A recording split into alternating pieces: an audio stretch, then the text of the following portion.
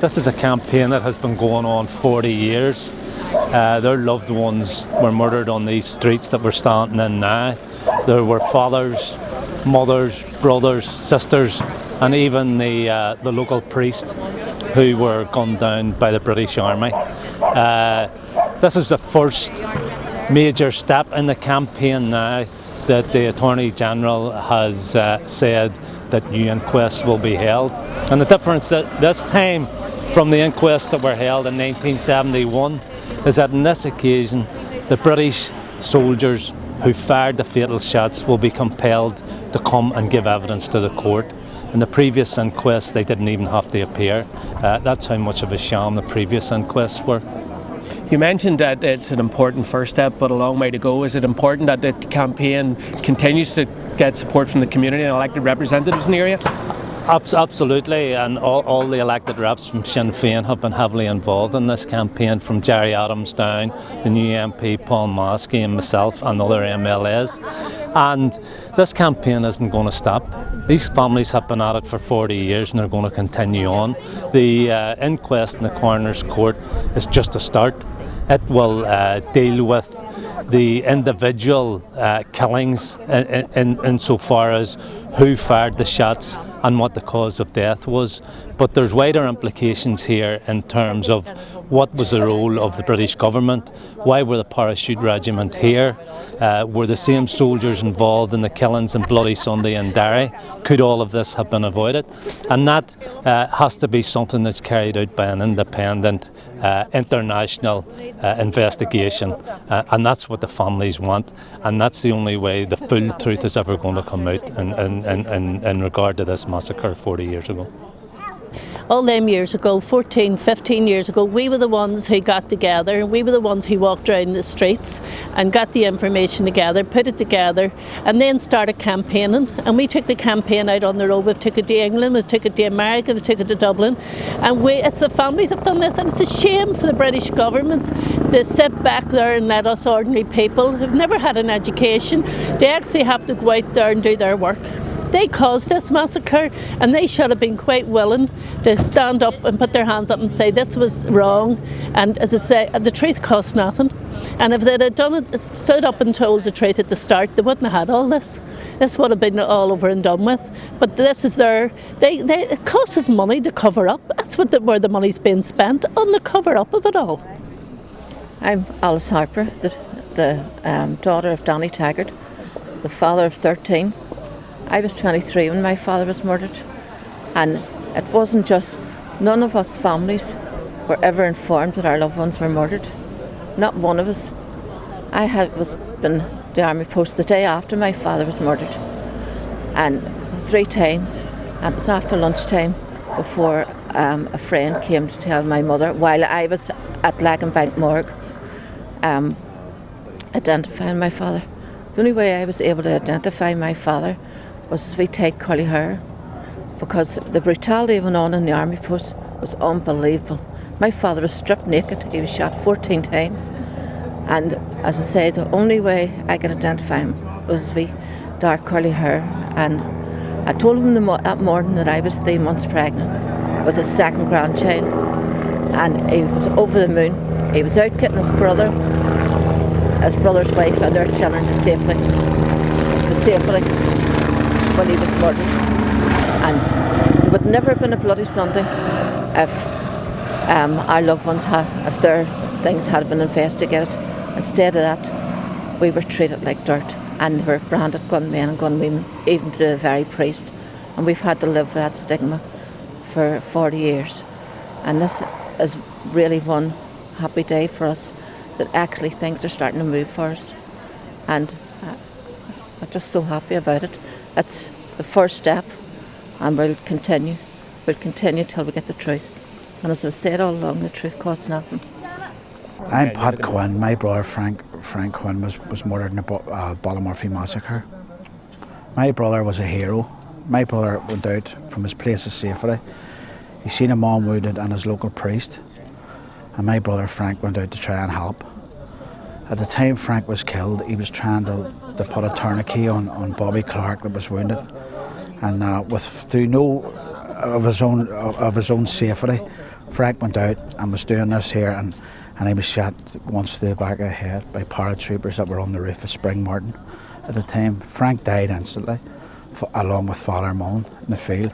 The man he was out to help survived, Bobby Clark, and that it was the lay in the field that night, and later on local people carried them till two houses in the Moyard area, and they lay all night, and people looked after, you know, and the next morning they took them away down to the morgue.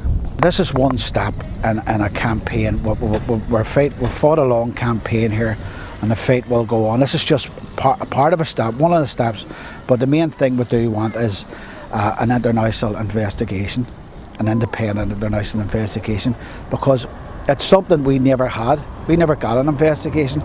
The RUC never even went to the doors of our family. Our doors weren't even wrapped. We never seen anybody coming even to tell you that your loved one was dead. There was local people and friends that heard, people that heard and knew their family, that came to the houses and told. I was told by my father.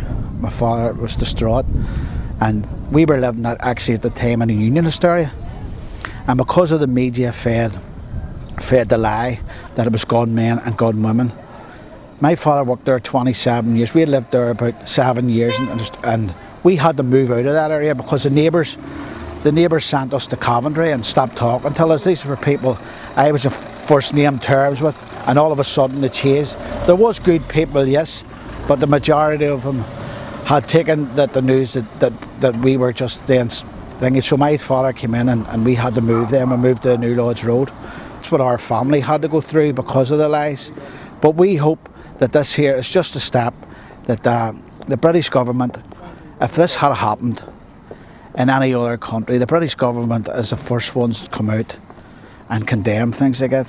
But this happened in the country we lived in. My brother was lived in that estate, and these armed British Army gunmen came in and took their lives. Well, what the families want now is a proper inquest into the death of their loved ones. In 1972, the inquests that were held were flawed. There have been significant changes in the coroner system in recent years, including the fact that it now must be Article 2 compliant with the European Convention. Soldiers can now be compelled to attend by the coroner. That power didn't exist in 1972, and the coroner's court can now reach findings as opposed to a simple verdict. So all of those are significant developments in the coroner system, which the families hope to utilise in their pursuit of the truth through the coroner's court. And what's the best possible outcome from that inquest? Well, what we hope to get is credible findings which explore fully the facts of what happened. The families know what happened, but it's important that that's acknowledged through a legal process. So we want those facts to be included in findings, you know, the fact that these people were innocent, the fact that they weren't gunmen and gunwomen, and that should be vindicated through the coroner's court. And the next important milestone in the campaign after that would be what? Well, the family's objective of an independent international investigation is still there. Legal processes, by their very nature, tend to look at the actions of individuals and not governments who have been involved in abuses. The causes and consequences of the Ballymurphy Massacre and the actions, as I said, of government and of senior army officials need to be explored in a wider context, and an independent international investigation can offer that. Absolutely delighted that the Attorney General has made the right decision in reopening these inquests.